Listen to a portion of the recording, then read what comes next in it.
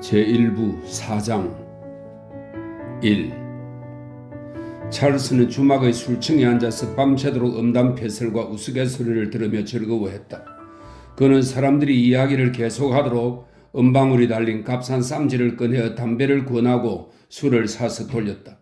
그러고는 선체로 이를 훤히 드러내고 웃으면서 상처난 손가락 마디를 문질렀다. 찰스는 뜨돌이 패들이 자기가 돌린 술을 받아 잔을 높이 쳐들면서 건배라고 외치는 모습을 바라보며 흐뭇해했다. 그는 새로 사귄 친구들에게 다시 술을 돌리고는 그들과 어울려 못된 짓을 할 속셈으로 자리를 옮겼다. 사이러스는 캄캄한 어둠 속을 절룩거리며 걸어갔다. 그는 찰스를 떠올리고는 절망에 가까운 분노를 느꼈다. 사이러스는 길을 헤매며 술집을 뒤졌다. 하지만 아들의 모습은 끝내 보이지 않았다. 그날 밤 찰스를 찾아냈다면 그는 찰스를 총으로 쏘아 죽였거나 적어도 그렇게 하려고 했을 것이다. 흔히 큰 사건이 역사의 방향을 바꾸어 놓는다고 한다. 하지만 정도의 차이는 있을지언정 길을 걷다가 돌에 걸려 넘어지거나 아름다운 여자를 보고 숨을 죽이거나 마당의 흙에 손톱 자국을 내는 하찮은 일도 역사의 방향을 바꿀 가능성이 있다. 얼마 후 찰스는 아버지가 소총을 들고 자기를 찾으러 다닌다는 소문을 들었다. 그는 2주 동안 숨어 지내다가 집으로 돌아갔다. 그 사이 아버지는 살기가 누그러져 약간 화만 내는 정도로 끝났다. 찰스는 애써 힘든 일을 찾아하고 잘못을 반성하는 척 하면서 벌을 모면했다. 애덤은 나흘 동안 침대에 누워 있었다. 상처가 욱신거려서 몸을 움직일 때마다 신음소리를 냈다. 사흘째 되는 날, 사이러스는 군대에 대한 그 자신의 막강한 실력을 실제로 보여주었다. 자만심을 충족하려는 의도도 있었지만 그것은 애덤을 위한 일종의 보상이기도 했다. 그날 청색 군복을 입은 기병대 대위와 상사 2명이 애덤의 침실까지 찾아왔다. 마당에는 2명의 사병이 말고삐를 붙잡고 있었다.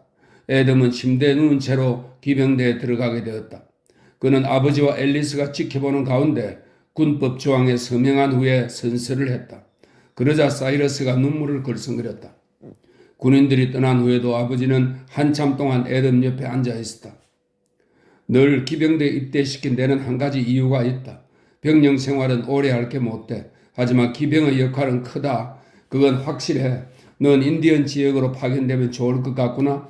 오래지 않아 작전이 있을 테니까 이 자리에서 자세한 얘기는 할 수 없지만 곧 전투가 벌어질 거다. 알겠습니다. 애덤이 대답했다. 2. 여러 번 생각해 보아도 애덤 같은 사람이 군대 생활을 한다는 것은 이상하다. 그는 처음부터 전투를 싫어했는데 동료들과는 달리 시간이 지나도 좋아지기는커녕 폭력에 대한 반감만 커져갔다. 장교들은 그가 꾀병을 부리는 게 아닌지 유심히 살폈지만 그 일로 기합을 주지는 않았다. 애덤은 5년 동안 군대 생활을 하면서 누구보다도 많은 특수 임무를 맡았다. 그런데도 만약 그가 적을 죽였다면 그것은 탄알이 빗나간 탓이었으리라. 저격병인 그는 명사수였는데도 일부러 목표물을 명중시키지 않았다. 그 무렵 인디언 소탕 작전은 위험한 소몰이 정도에 지나지 않았다. 인디언은 극한 상황으로 내몰려 어쩔 수 없이 반란을 일으켰다가 전멸당했고 살아남은 자들은 슬픔과 절망에 빠져 불모의 땅에 정착할 수밖에 없었다. 정당한 일은 아니었으나 국가의 발전을 위해서는 어쩔 수 없는 일이었다. 군 조직의 하나의 도구에 지나지 않았던 애덤은 미래에 대한 설계는 고사하고 사람들이 생죽음으로 내몰리는 광경만 보며 나날을 보내게 되자 혐오감이 쌓였다. 총을 일부러 빗맞히는 것은 군에 대한 반역 행위였지만 그는 개의치 않았다. 폭력에 대한 반감은 이미 단단하게 굳은 편견이 되어 그의 사고를 지배했다. 그는 어떤 목적을 위해서든 누군가에게 해를 입히는 것에 동의할 수 없었다. 이런 생각이 점점 확고해지면서 그의 마음에는 다른 생각이 들었을 자리가 없었다. 그러나 애덤의 군생활에서 비겁한 행동을 한 흔적은 전혀 찾아볼 수 없었다.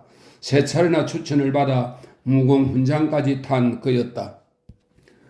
폭력을 거부하면 할수록 애덤의 열정은 그와는 정반대가 되는 쪽으로 쏠렸다. 목숨을 걸고 부상병을 운반한 것이 한두 번이 아니었다. 정규 업무를 완수하느라 몹시 지쳤을 때도 그는 자원하여 야전병원에서 일을 거들겠다고 나섰다. 동료들은 그를 한편으로는 경멸하면서 또 한편으로는 애정 어린 시선으로 바라보았다. 그리고 그를 이해하지 못하는 사람들은 은연중에 그를 두려워하기도 했다. 찰스는 형에게 꼬박꼬박 편지를 써서 보냈다. 그의 편지에는 농장과 마을, 병든 소, 새끼를 낳은 암말, 넓혀놓은 목초지, 벼락 맞은 창고에 관한 이야기와 앨리스가 폐병으로 심한 기침을 하다 죽었고 아버지가 제향 군인회의 영구 유급직을 제안받고 워싱턴으로 떠났다는 소식이 적혀 있었다. 많은 사람들이 그러하듯이 찰스 역시 말로 할 수 없는 이야기들을 글로 써서 보냈다.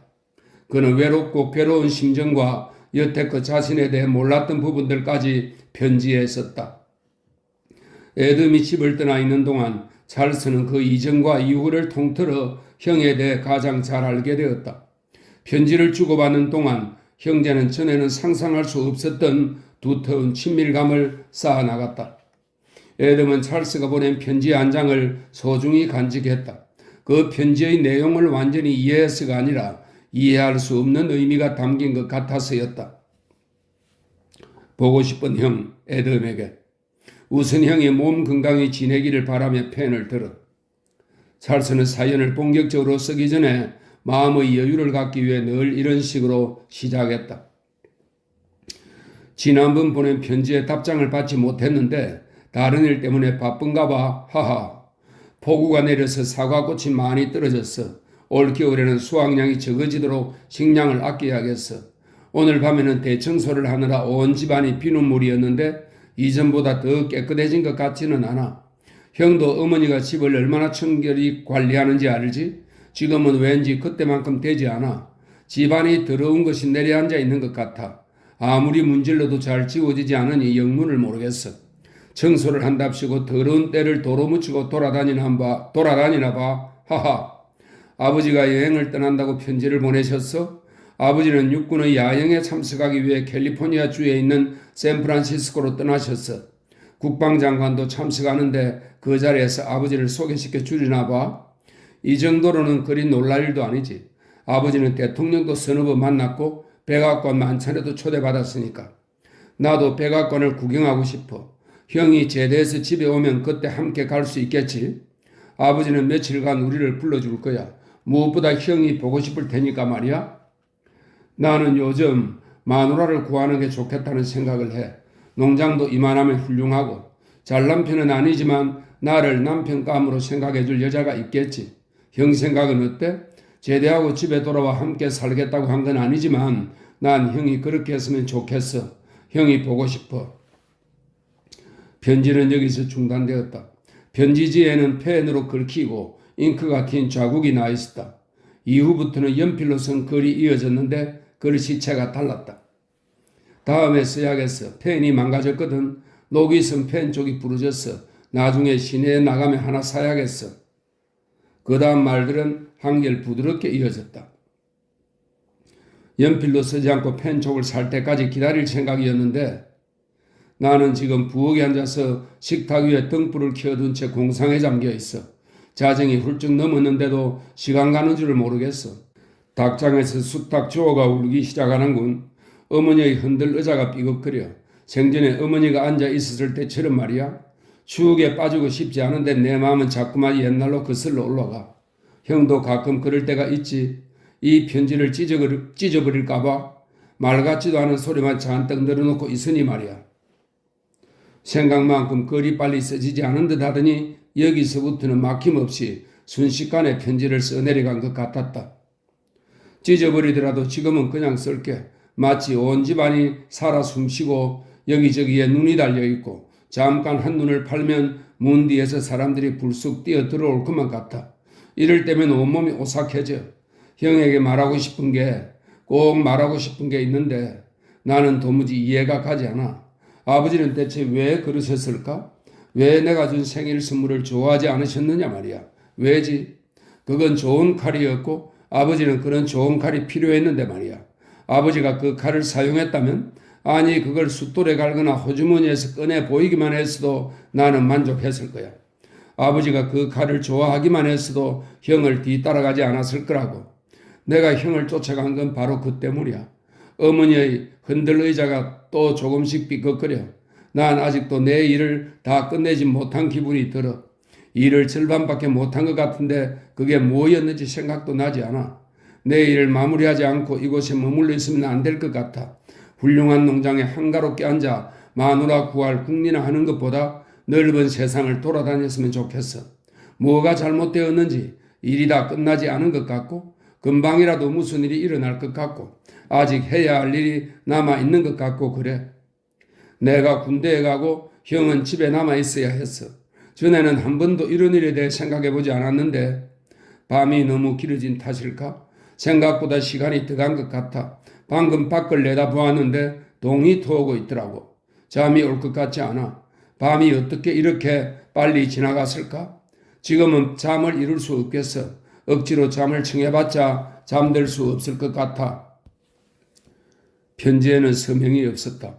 편지를 찢어버리려고 했다가 깜빡 잊고 그냥 붙인 모양이었다. 애덤은 한동안 그 편지를 간직하며 틈틈이 꺼내 읽었는데 그때마다 섬뜩한 느낌이 들었다. 하지만 그런 느낌이 드는 이유는 알 수 없었다. 5장 1. 해밀턴 농장에서는 해마다 아이들이 태어나고 자랐다. 훤칠한 미소년인 조지는 온순하고 상냥했으며 예의도 깍듯하게 차렸다. 그래서인지 사람들은 아주 어릴 때부터 조지를 얌전이라고 불렀다. 그는 아버지한테서 단정한 옷차림과 몸가짐을 물려받아서인지 허름한 옷을 입고 있어도 초라해 보이지 않았다. 정직한 소년이었던 조지는 정직한 어른으로 자랐다. 잘못을 저지른 적도 없었다.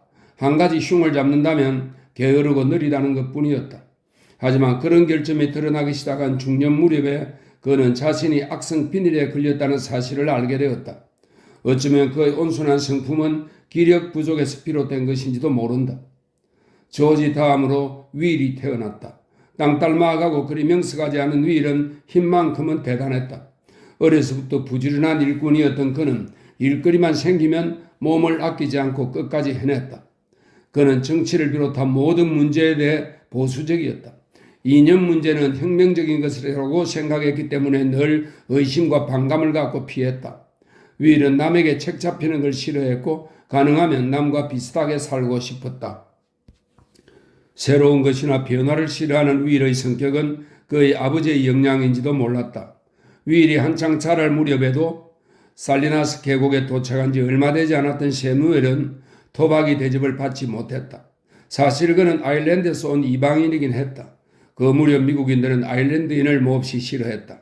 특히 동부 해안 쪽에서는 그 정도가 아주 심했다. 그런 풍조가 별로 없었던 서부에까지 그런 경향이 점차 번져나갔다. 그런 터에 다양한 사고방식을 가진 세뮤얼은 생각이 깊고 혁신적인 사람이었다. 작은 지역사회에서는 의뢰 그런 남자가 의혹의 눈초리를 받기 마련이다. 그런 상황은 그가 위험한 인물이 아니라는 사실이 증명될 때까지 계속된다. 세뮤얼처럼 특출한 사람은 예나 지금이나 문제를 일으킬 소지가 있다. 예를 들어 남편이 멍청하다고 생각하는 아낙네들의 눈에는 세뮤얼이 꽤 매력적인 남자로 비칠 수 있는 것이다. 교육을 받아 글을 읽을 줄 아는 그는 책을 사거나 빌려 읽었다. 뿐만 아니라 먹거나 입는 것 혹은 생활과 직접적인 관련이 없는 것에 대해서도 해박했다. 그런데다 시와 아름다운 글을 사랑했다. 따라서 손자나 델마 집안처럼 큰 저택과 넓은 토지를 소유한 부자였다면 세뮤얼은 분명히 큰 서재를 마련했을 것이다. 떡갈나무로 벽을 두른 델마의 서재에는 책 이외의 다른 물건은 전혀 없었다. 세뮤얼은 델만의 식구들이 읽는 것보다 더 많은 책을 빌려다 읽었다. 당시에는 교육을 받은 부자는 대단한 환영을 받았다. 부자는 자식을 대학에 보내는 걸 당연하게 생각했고 평일에도 흰 셔츠와 넥타이와 장갑을 착용했으며 손톱을 단정히 깎았다. 부자들의 생활은 신비에 쌓여 있어서 아무도 그들의 생활에 간섭하지 않았다. 하지만 가난한 사람에게 시나 그림이나 음악이나 노래나 춤이 무슨 소용일까? 그런 것들은 곡식을 거두어들이고 자식들의 옷을 마련하는데 아무런 도움도 되지 않았다. 그럼에도 불구하고 가난한 사람이 부자의 취미생활을 즐기려고 했다면 그렇게 안 하고는 못 베길 분명한 이유가 있었을 것이다. 세뮤얼을 예로 들어보자. 그는 철물이나 목공 일을 할 때 먼저 설계도를 그렸다. 그것은 다른 사람의 부러움을 살 정도로 바람직하고 수긍이 가는 태도였다. 그런데 셰뮤엘은 설계도의 가장자리에 나무, 사람 얼굴, 동물, 곤충을 비롯해 심지어는 형체를 알 수 없는 것들을 그려놓았다. 사람들은 그 그림들을 보고 고개를 갸우뚱하거나 웃었다. 셰뮤엘에게는 엉뚱한 구석이 있어서 사람들은 그의 생각이나 일을 짐작할 수 없었다.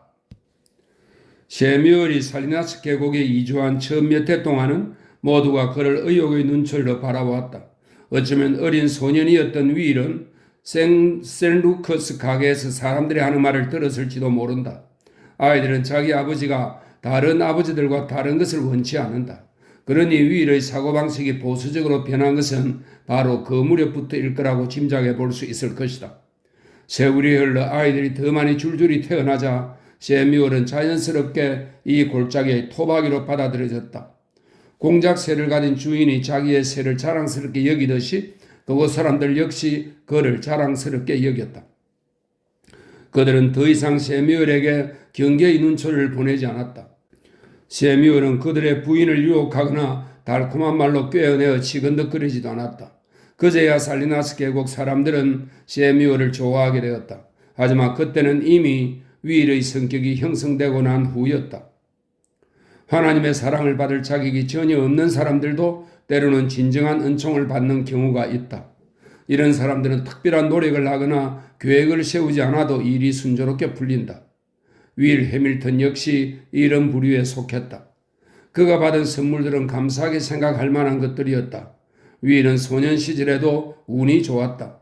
그의 아버지는 아무리 애를 써도 돈을 벌지 못했는데 윌은 그다지 힘들이지 않고도 돈을 벌었다. 윌 해밀턴이 양계를 시작하고 암탉들이 알을 낳으면서부터 계란값이 올랐다. 청년 시절에는 조그만 가게를 운영하다가 장사가 안 되어 문을 닫게 된 두 친구가 삼부이자를 주겠다며 돈을 빌려달라고 했다. 인색하지 않은 그는 그들에게 돈을 빌려주었다. 친구들은 가게가 잘 돼 1년쯤 지나 자립했고 2년째 접어들면서 사업을 확장하다가 3년 후에는 여러 지점을 냈다. 그들의 사업은 그 후에도 계속 호황을 누렸고 거대한 사업체로 성장하다가 마침내 그 지방의 상권을 장악하기에 이르렀다. 윌은 돈을 빌려주었다가 받지 못하게 되었을 때 자전거 수리점을 인수하기도 했다. 때를 맞추어 계곡의 몇몇 부자들이 자동차를 샀고 윌이 운영하는 가게의 수리공이 그들의 자동차를 수리했다. 그런데 그 무렵 노체, 주철, 고무의 정신이 팔린 한 공상가가 은근히 그에게 압력을 넣고 있었다. 그는 헨리 포드라는 사람이었는데 그의 계획은 불법적이지는 않지만 좀 허무맹랑했다.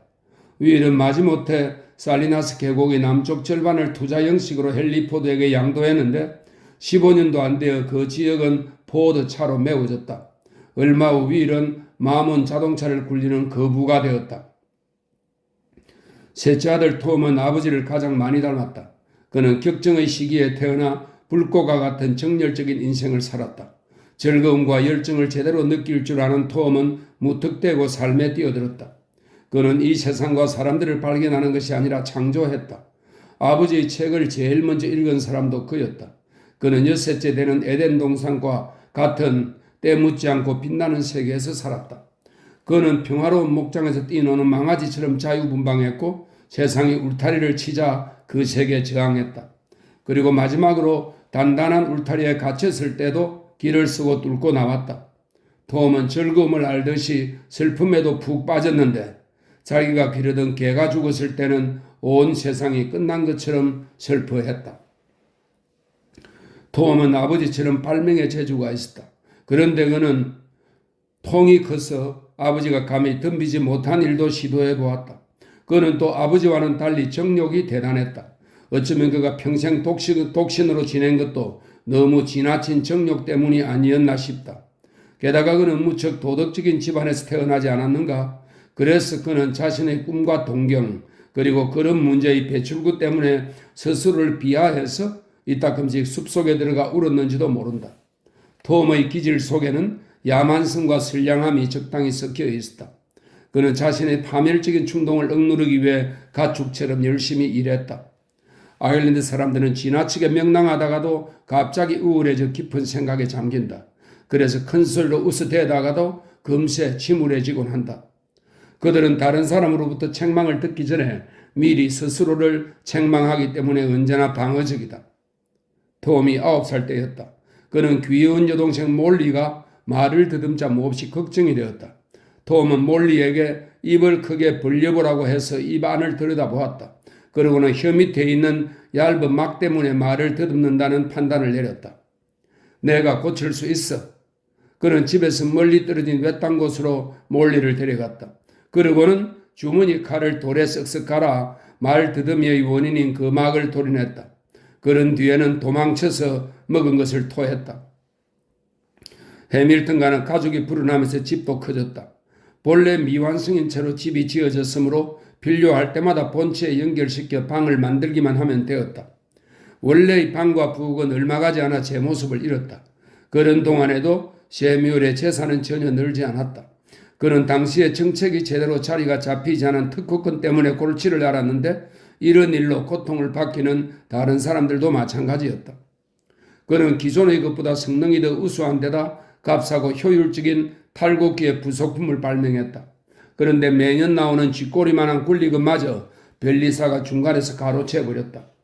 셰뮤얼은 그 부속품의 모형을 제조업자에게 보냈는데 그 제조업자는 설계도는 거절하고 제조 방법만 도용했다.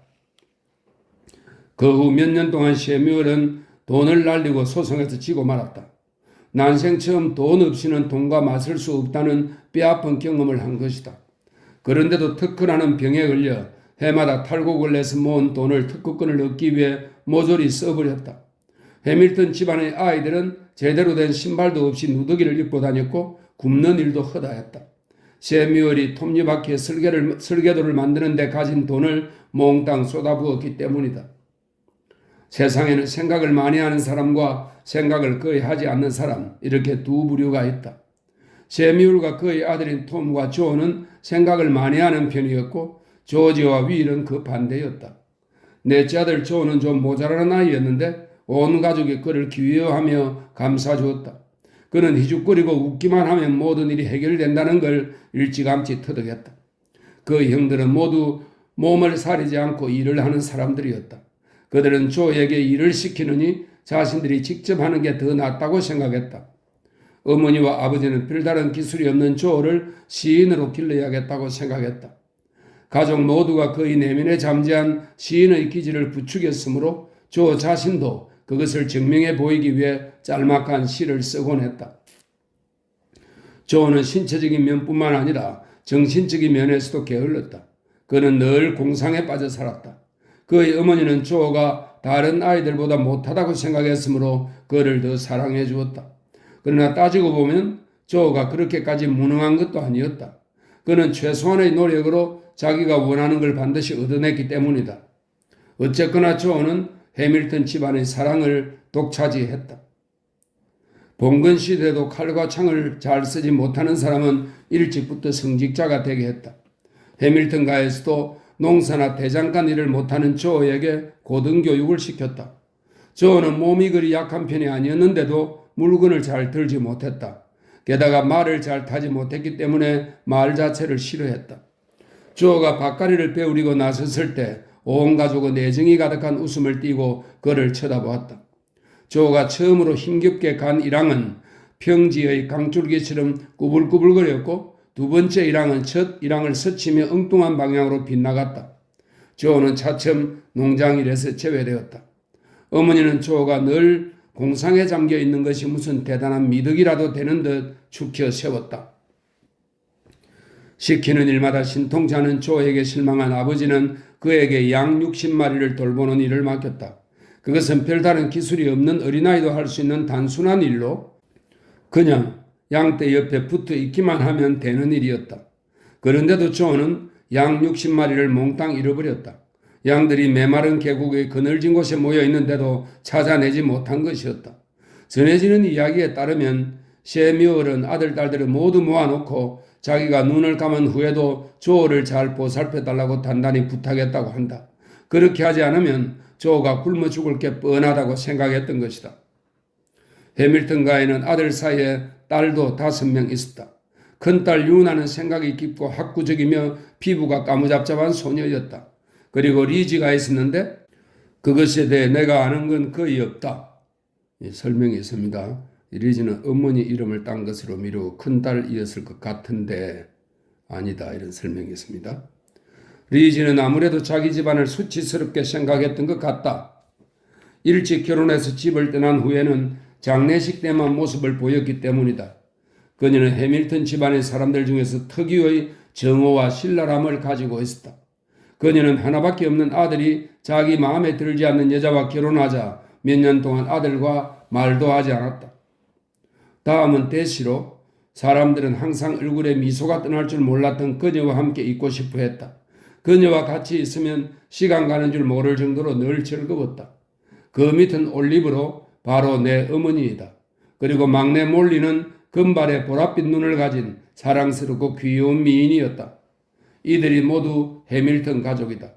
비쩍 마른 데다 체구도 작은 라이자가 해마다 아이를 낳아 키우고 빵을 구워 먹이고 옷을 해 입히고 예절과 도덕심까지 가르친 것은 정말 기적 같은 일이었다. 라이자가 아이들에게 큰 영향을 주었다는 것은 놀라운 일이다. 그녀는 사회 경험이 전혀 없는 시골 무지랭이였다. 게다가 아일랜드에서 이곳까지 긴 여행을 한 것 외에는 평생 바깥 구경을 해본 적도 없었다. 남편 말고 다른 남자를 사귀어 본 적이 없는 그녀는 남편과의 관계마저 때로는 힘들고 고통스러운 의무로 받아들였다.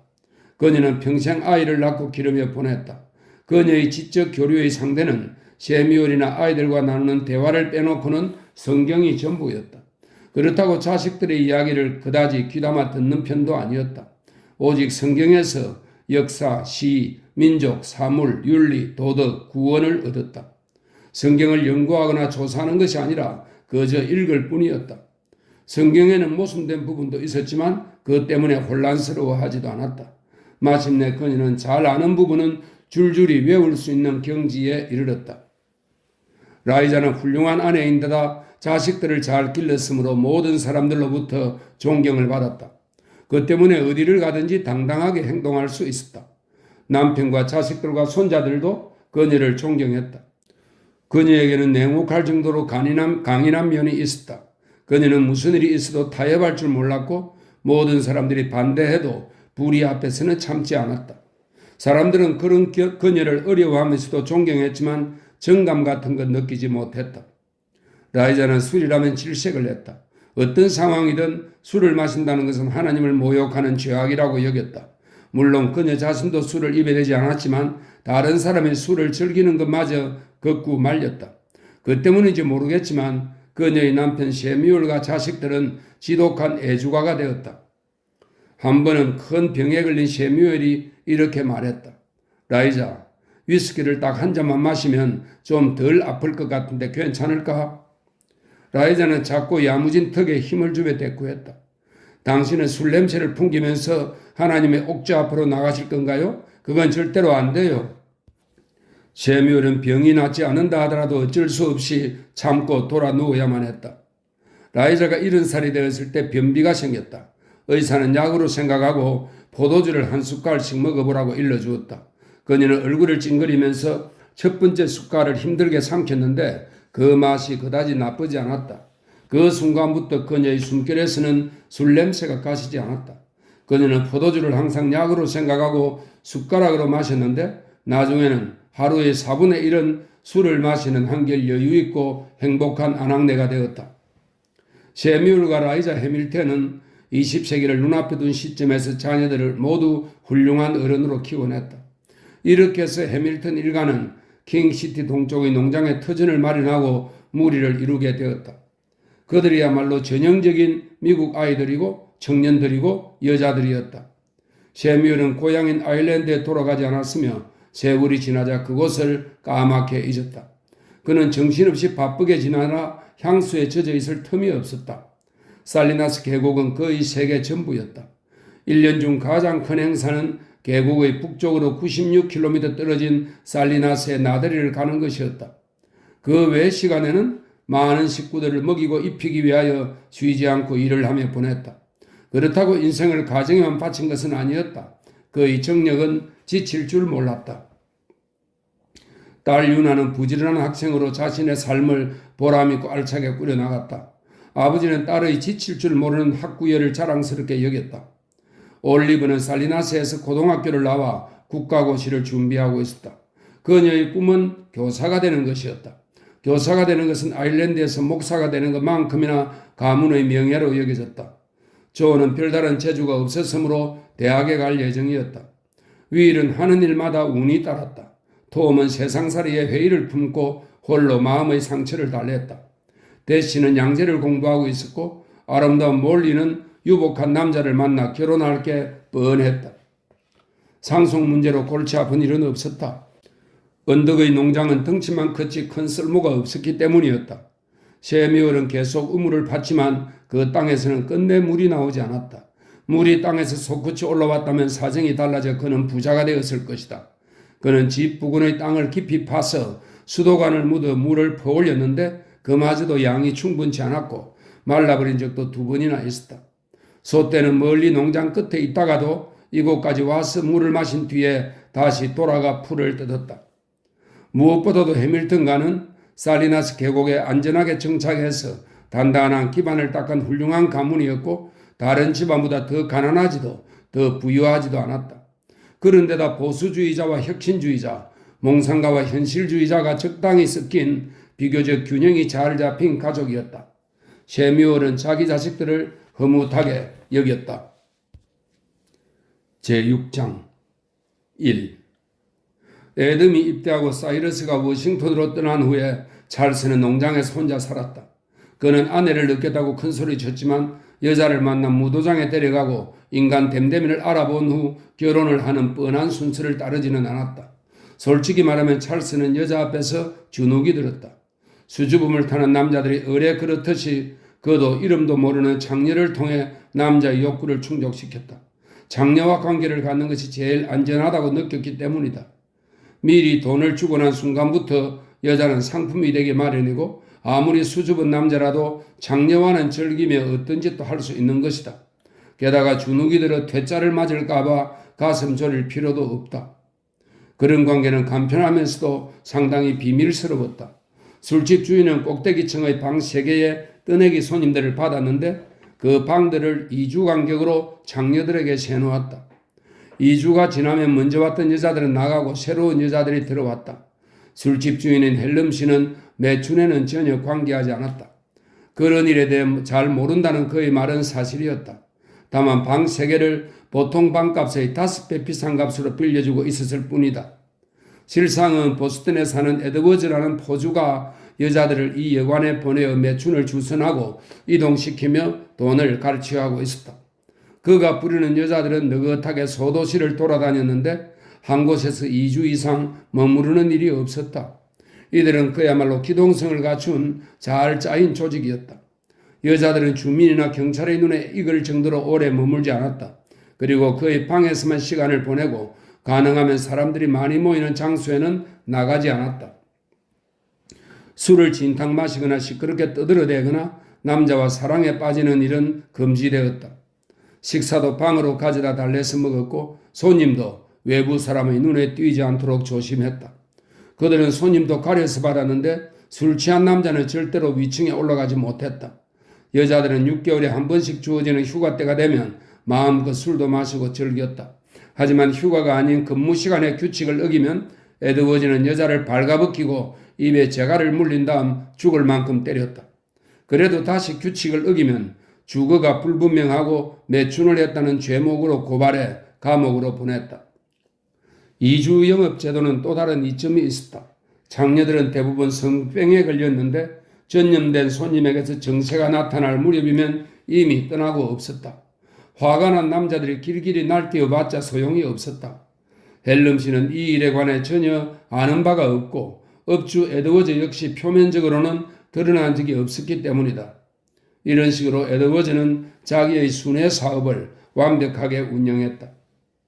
이런 일을 하는 여자들은 대개 몸집이 크고 튼튼하며 게으르고 멍청했다. 장녀를 찾는 단골도 정해져 있었다. 찰스 트레스크는 적어도 2주에 한 번씩은 이 술집을 찾았다. 그는 슬며시 위층의 장녀에게 올라가 급히 일을 마치고 다시 아래층의 주점으로 내려와 기분 좋을 정도로 술에 취했다. 트레스크 집안은 원래 밝거나 아늑한 분위기라고는 없었다. 지금은 찰스 혼자 집을 지키고 있어서 더욱 얼씬연스럽고 지저분했다. 레이스 커튼은 우중충한 잿빛으로 변했고 마루는 아무리 쓸고 닦아도 때가 저러 얼룩덜룩했다. 부엌뿐만 아니라 창문과 천장까지도 프라이팬에서 튄 기름들이 온통 얼룩져 있었다. 예전에는 이 집에 살았던 여자들이 매일 쓸고 닦고 해마다 2번씩 대청소를 했기 때문에 먼지가 앉을 틈이 없었다. 그러나 찰스는 빗자루로 쓰는 신용만 했다. 침대 시트를 갈아 끼우는 것조차 귀찮아서 담요를 둘둘 말아 잠을 잤다. 봐줄 사람도 없는데 깨끗이 청소한들 무슨 소용이겠는가. 그는 여자를 찾아가는 밤에는 목욕을 하고 깨끗한 옷으로 갈아입었다. 찰스는 불안한 마음에 밤새 뒤척이다가 동이 트자마자 밖으로 나갔다. 그리고 외로움을 달래기 위해 전력을 다해 농장 일에 매달렸다. 그는 일을 마치고 돌아오면 튀긴 음식으로 허기를 채우고 잠자리에 들자 말자 골아 떨어졌다. 거무튀튀한 그 얼굴에는 혼자 외롭게 사는 남자의 침울한 표정이 배어 있었다. 찰스는 아버지와 어머니보다 형이 더 그리웠다. 왠지 그는 애덤이 입대하기 전에는 행복했던 시절이 있었던 것 같아 그런 때가 다시 돌아오기만을 기다렸다. 찰스는 그동안 한 번도 알아본 적이 없었다. 다만 혼자 외롭게 살며 직접 요리를 해먹는 사람들과 마찬가지로 만성 소화불량에 시달렸을 뿐이다. 그래서 찰스는 조지 신부의 생명의 묘약이라는 강력한 소화제를 복용했다. 사고가 난 것은 찰스가 혼자 살게 된 지 3년 정도 지났을 때였다. 그날 찰스는 바위를 땅에서 캐내 담까지 옮기는 일을 하고 있었다. 그런데 큰 바위 덩어리 하나가 좀처럼 말을 듣지 않았다. 찰스는 쇠로 된 긴 지렛대를 가지고 와서 바위 밑에 끼워 넣은 다음 길을 쓰고 들어 올려 보았다. 그는 얼굴에 희미한 미소를 지으며 누군가 싸움을 하듯 바위돌과 씨름을 했다. 지렛대를 바위 밑에 깊숙이 찔러 넣은 다음 힘껏 내리눌렀다. 그때 지렛대가 미끄러지면서 그 끝이 찰스의 이마를 호되게 후려쳤다. 찰스는 의식을 잃은 채로 한동안 들판에 쓰러져 있었다. 얼마 후 마침내 정신을 차렸지만 눈앞이 흐릿했다. 그는 비틀거리며 집으로 돌아왔다. 머리와 눈썹 사이에 길게 찢어진 상처가 나 있었다. 몇 주 동안 이마를 싸맨 붕대 위로 고름이 흘러나왔지만 그는 크게 걱정하지 않았다. 그 무렵엔 상처에서 고름이 나와도 대수롭지 않게 보았고 오히려 상처가 아무로 가는 정우라고 여겼다. 상처가 아물면서 깊게 주름진 흉터가 남았다. 대개 흉터는 주위의 피부색과는 달리 발그레하기 마련인데 찰스의 흉터는 거무스레한 갈색이었다. 아마도 지렛대의 녹슨 철가루가 들어가 그런 문신 같은 자국을 남겨놓은 때문이었다. 상처 따위는 걱정하지 않았지만 흉터는 자꾸 거슬렸다. 마치 이마에 길쭉한 손가락 자국이 남아있는 것 같았다. 찰스는 난로 옆의 작은 거울을 들여다보며 흉터를 자세히 살피는 버릇이 생겼다. 그는 될 수 있는 한 흉터를 감추려고 이마 쪽으로 머리를 빗질해 내렸다. 창피스럽고 원망스러웠다. 그는 누가 흉터를 똑바로 바라보면 불안해졌고 그것에 대해 묻기라도 하면 화가 치밀었다. 그래서 애덤에게 보내는 편지에 흉터에 대한 심정을 털어놓기도 했다. 흉터는 소에게 낙인을 찍어 놓은 것 같은 표시를 내게 남겼어. 날이 갈수록 점점 검게 변하고 있어. 형이 집에 돌아올 때쯤이면 새까맣게 변해 있을 것 같아. 반대쪽에 하나만 더 있으면 성회일의 기독교 신자처럼 보일 거야. 왜 이렇게 신경이 쓰이는지 모르겠어. 다른 흉터도 많은데 말이야. 낙인이 찍힌 것 같다 그런가 봐. 마을 술집에라도 가면 사람들이 흉터만 보는 것 같다.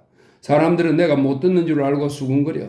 왜 그렇게 내 흉터에 관심이 많은지 모르겠어. 이제 마을에 가는 것도 싫어졌어. 2. 애덤은 1885년에 제대를 하고 귀향길에 올랐다. 겉보기에 그는 조금도 달라진 것 같지 않았다. 군대 생활을 하고 나온 사람의 분위기를 전혀 풍기지 않았기 때문이다. 기병대 출신이라면 그런 식으로 행동하지 않았다. 물론 적절치 못한 태도를 오히려 자랑스럽게 여기는 부대도 있기는 했다. 애덤은 목류병에라도 걸린 듯한 기분이었다. 아무리 싫었어도 습관이 된 후에는 그 생활에서 빠져나오기가 힘들었다. 그는 아침에 잠에서 깨면 나팔 소리를 기다리며 누워있곤 했다. 각반이 정강이에 꼭 끼지 않거나 옷깃이 목에 착 달라붙지 않으면 어쩐지 허전했다. 시카고에 도착한 에덤은 이유도 없이 가구가 갖추어진 방을 일주일 동안 빌렸다가 이틀만 묵고 버팔로로 떠났다. 그곳에서는 다시 생각이 바뀌어 나이아가라 폭포로 발길을 돌렸다. 집에 가기 싫었기 때문에 조금이라도 시간을 끌고 싶었다. 그에게 고향은 그리 따뜻한 곳이 아니었다. 고향에서 보낸 시절은 이미 뇌리에서 지워진 뒤라 추억을 더듬고 싶은 마음도 없었다. 그는 몇 시간이고 폭포를 바라보며 그 요란한 소리에 넋을 잃고 있었다. 어느 날 저녁 그는 외로움에 지친 나머지 군대 시절을 떠올렸다. 함께 생활했던 전우들이 무척이나 그리웠다. 그는 떠들썩한 사람들 틈에 섞여 따뜻한 인정을 느끼고 싶은 충동에 사로잡혔다.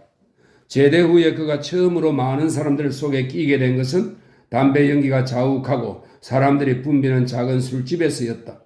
그는 고양이가 장작더미 옆에 편안하게 자리를 잡듯 사람들 속에 섞여들었다. 위스키 한 잔을 주문해서 마시고 나니 몸이 훈훈해지고 기분이 좋아졌다. 그는 보거나 듣지 않으면서 그저 사람들 속에 섞여 있었다. 밤이 점점 깊어지고 사람들도 하나둘씩 자리를 뜨자 그는 집으로 돌아가야 한다는 사실 때문에 다시금 두려움을 느꼈다. 사람들이 모두 떠나고 술집에는 바텐더와 에덤만 남게 되었다. 바텐더는 마호가니로 된 카운터를 계속 닦으면서 에덤에게 그만 돌아가 달라는 눈짓을 보냈다. 한 잔 더 해야겠어. 에덤이 말했다. 바텐더는 술병을 내놓았다. 에덤은 그제야 상대방을 눈여겨보았다. 그의 이마에는 딸기 같은 흉터가 있었다. 난 이고장에 처음 온 사람이요. 에덤이 말했다. 폭포를 구경하러 오는 사람들은 거의 그렇죠. 바텐더가 대답했다. 난 군대에 있었어요. 기병대예요. 그랬군요. 바텐더는 맞장구를 쳤다. 에덤은 문득 이 사람에게 깊은 인상을 심어 주어야겠다는 생각이 들었다. 인디언과 전투를 했죠. 정말 대단했어요. 에덤의 말에 바텐더는 아무런 대꾸도 하지 않았다. 내 동생도 이마에 흉터가 있는데 바텐더는 이마의 흉터로 손가락을 가져가며 말했다. 태어날 때부터 있었던 건데 해가 갈수록 자꾸 커지는군요. 동생분도 이런 흉터가 있다고요? 그 애는 다쳐서 생긴 흉터지요. 편지에 그렇게 적혀 있더군요. 이 흉터가 꼭 고양이처럼 생기지 않았나요? 그렇군요. 그래서 내 별명이 고양이가 되었죠. 태어나면서부터 줄곧 그 별명이 따라다녔어요. 어머니가 날 임신했을 때 고양이를 보고 놀란 건 아니냐고 묻는 사람들도 있었어요. 난 집에 돌아가는 길이에요. 오랫동안 고향을 떠나 있었죠. 한잔 하겠소? 고맙습니다. 그런데 어디에 묵고 있죠? 메이 부인의 하숙집이요.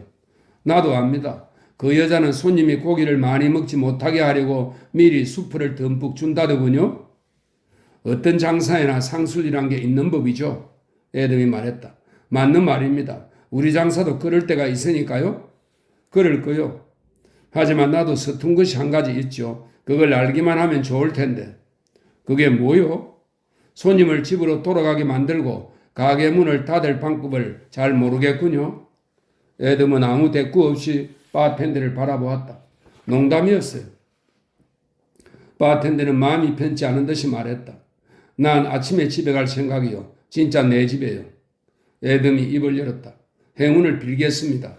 바텐더가 말했다. 에덤은 외로움에 쫓기듯 발걸음을 재촉하며 어두운 밤길을 걸었다.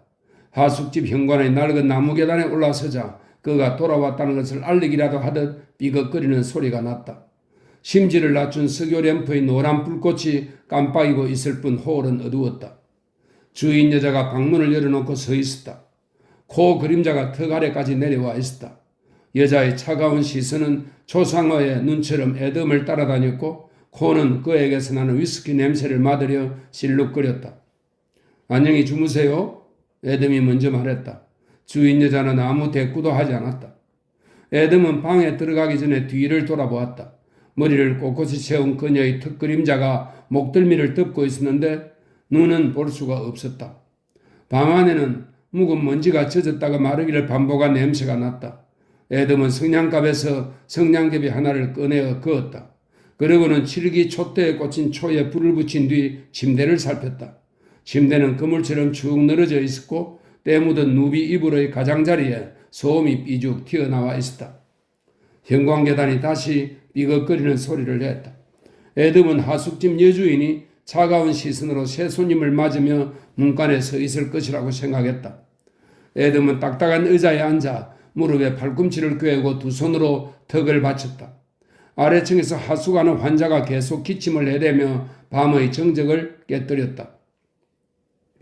에돔은 집으로 돌아갈 수 없다는 걸 깨달았다. 언젠가 고참 전우가 자기 경험담을 들려준 일이 있었다.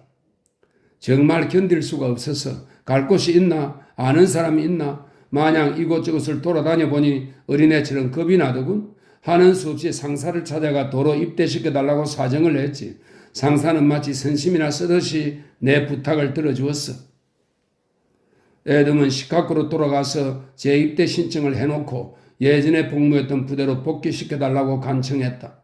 서부행 열차에서 같은 부대원을 만났을 때는 친근하면서도 정겨운 느낌마저 들었다. 에돔은 캔자스시티에서 열차를 바꾸어 타기 위해 기다리다가 전보 한 장을 받았다. 워싱턴의 국방부로 출두하라는 명령서였다. 에돔은 지난 5년 동안 군대 생활을 하면서 명령에 대해서는 추호의 의심 없이 무조건 복종해야 한다고 배웠다. 사병들에게 워싱턴의 고위 장교는 아늑하게 먼 존재였다. 그러므로 그들에 관해서는 생각하지 않는 편이 좋았다. 에돔은 정해진 수속을 밟은 뒤에 담당자에게 이름을 대고 대기실에 앉아 기다렸다. 그가 그곳에서 만난 사람은 다름 아닌 아버지였다. 아버지의 모습을 알아보기까지 많은 시간이 걸렸고 서먹서먹한 느낌이 사라지기까지는 더 긴 시간이 필요했다.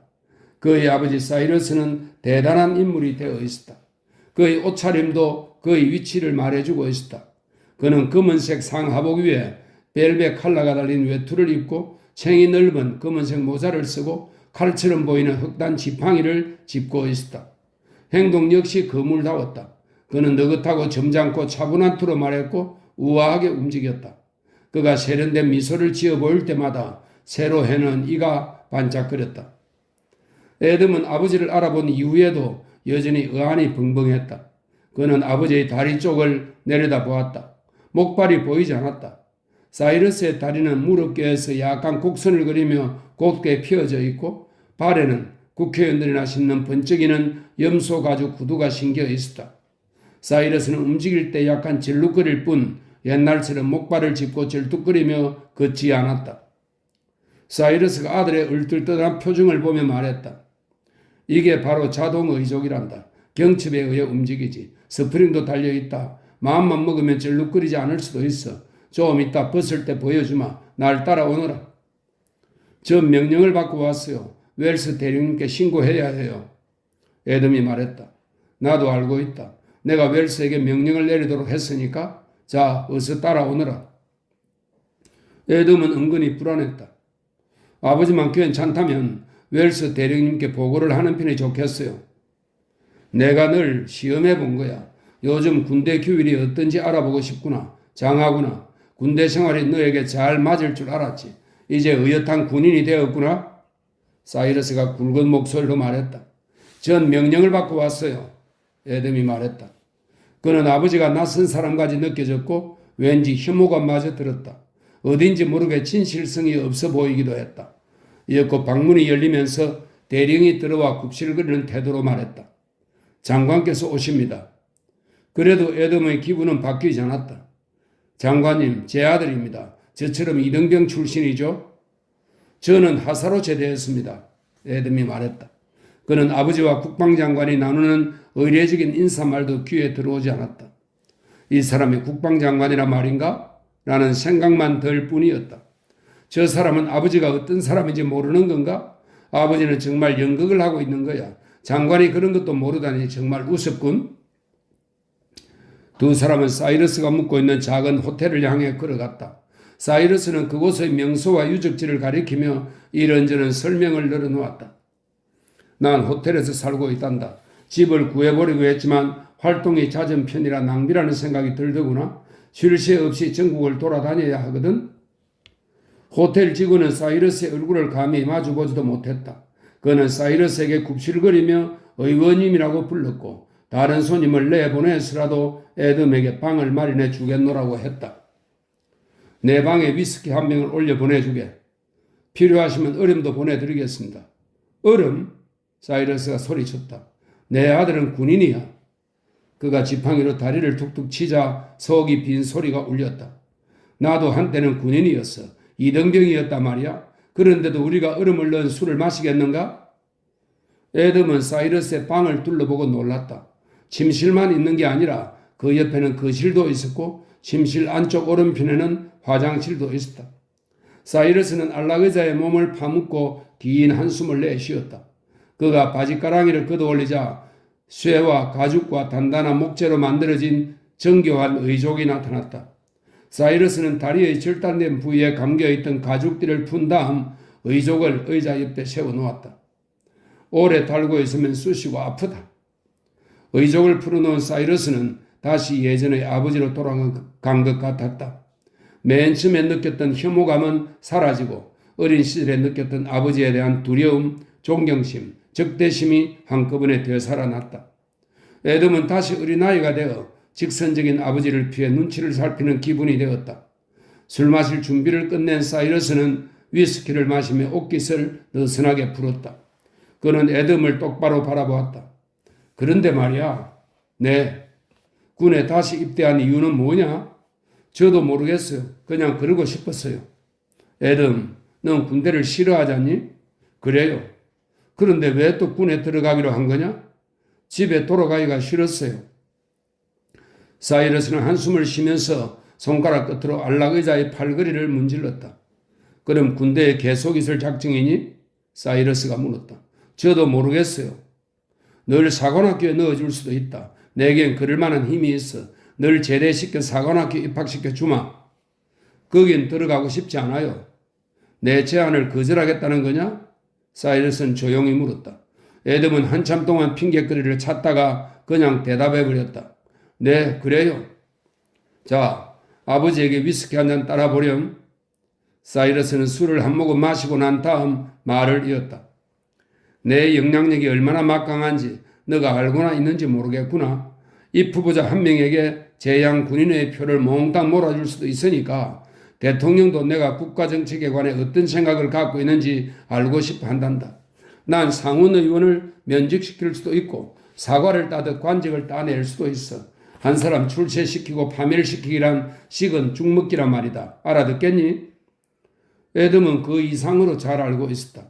그의 아버지는 위협을 해서라도 자기 자신을 방어한다는 사실까지도. 네, 들어서 알고 있어요.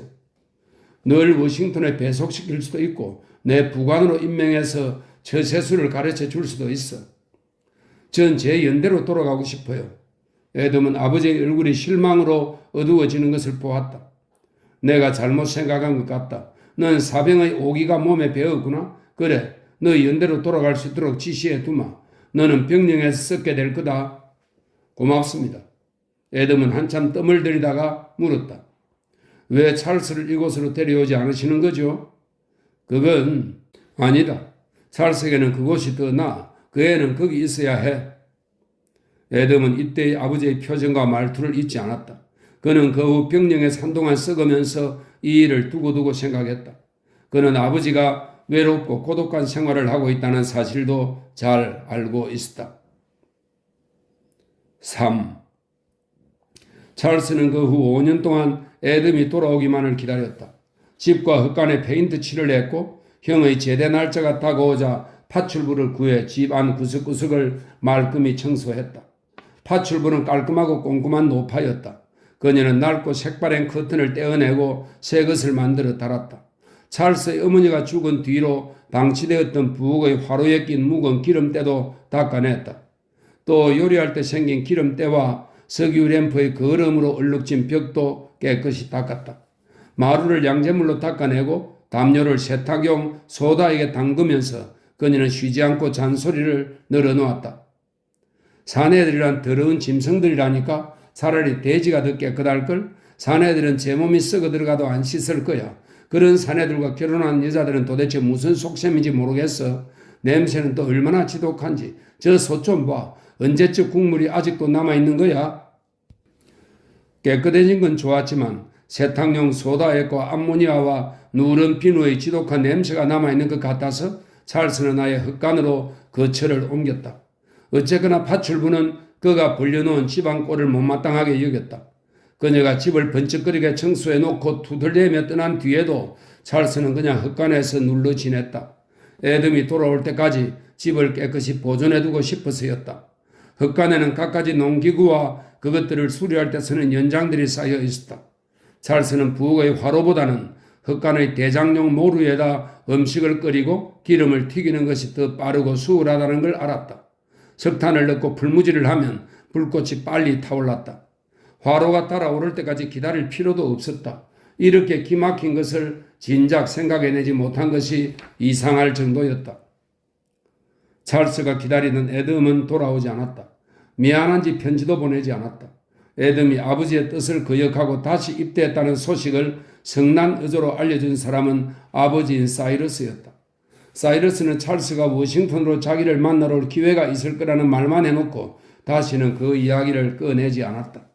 찰스는 다시 집안으로 거처를 옮겼고 돼지 우리처럼 더러운 꼴로 만들어 놓고 살았다. 그는 노파가 흉을 보았던 무질서한 생활로 되돌아갔다. 애덤에게서 편지가 온 것은 그 후로도 1년이 지나서였다. 무한한 가운데 용기를 짜내어 쓴 편지였다. 내가 왜 재입대 신청서에 서명을 했는지 모르겠다. 꼭 남의 일만 같아. 어떻게 지내는지 빨리 소식을 전해다오. 찰스는 답장을 보내지 않다가 조조해야 하는 아담의 편지를 4통이나 받은 다음에야 냉정하게 소식을 전했다. 난 형이 돌아올 거라고 기대하지 않았어. 그 후 찰스는 농장과 가축을 돌보는 일에 열중했다. 세월은 마냥 흘러갔다. 찰스는 해가 바뀌자마자 애덤에게 편지를 썼고 곧바로 답장을 받았다. 하지만 너무 오래 떨어져 지냈기 때문에 할 말도 특별히 물어보고 싶은 것도 없었다. 찰스는 행실이 바르지 못한 여자들을 집에 들였다가 내보내기를 반복했다. 그는 여자들이 자기 비위에 거슬리면 집에서 기르던 돼지를 팔아치우듯이 내쫓아버렸다. 그 자신이 여자들을 좋아하지 않았으므로 여자들이 자기를 좋아하든 말든 관심도 없었다. 그는 마을 사람들과는 담을 쌓고 살았다. 그가 접촉하는 사람들이라고 해봐야 고작 여관집 사람들과 우체국장 정도였다. 마을 사람들은 그의 생활 태도를 못마땅해 했지만 그런 무질서한 생활을 하는 그에게도 한 가지 장점은 있었다. 찰스는 농장을 잘 꾸려나가고 있었다. 그는 농지를 개간하고 울타리를 세우고 배수시설을 손질하면서 농토를 수백 에이커씩 늘려갔다. 뿐만 아니라 담배를 심고 집 뒤에다 기다란 연초 창고를 멋지게 지었다. 이 때문에 그는 이웃 사람들의 존경을 받았다. 농부를 하면 농사를 잘 짓는 사람을 나쁘게 보지 않는 법이다. 찰스는 가진 돈과 정력을 모두 농장에 쏟아 부었다.